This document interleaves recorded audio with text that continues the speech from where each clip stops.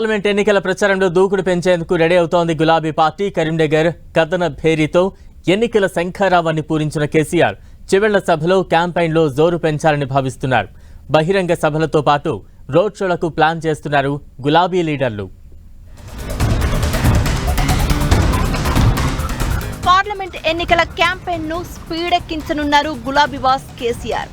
Chevella parliament నియోజకవర్గం నుంచి ప్రచార జోరును పెంచేందుకు రెడీ అవుతున్నారు. సన్నాహక సమావేశాల పేరుతో ఇప్పటికే కేటీఆర్, హరీష్ రావులు రాష్ట్ర వ్యాప్తంగా క్యాడర్ ను సమాయత్తం చేస్తున్నారు. అన్ని పార్లమెంటు నియోజకవర్గాల్లో మీటింగులు పెడుతున్నారు. ఇక నామినేషన్ల ఘట్టానికి సమయం దగ్గర పడుతూ ఉండడంతో ప్రచారంపై ఫోకస్ చేశారు గులాబీ బాస్ కేసీఆర్.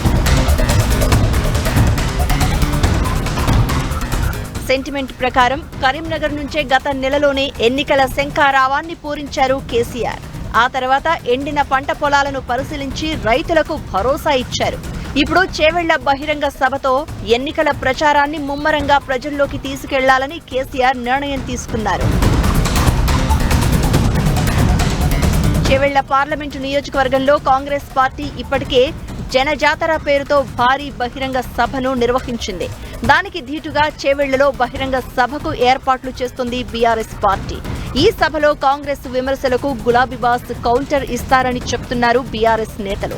ఫోన్ ట్యాపింగ్ వ్యవహారంతో పాటు పలు రాజకీయ అంశాలపై చేవెళ్ల సభలో కేసీఆర్ మాట్లాడే అవకాశం ఉంది.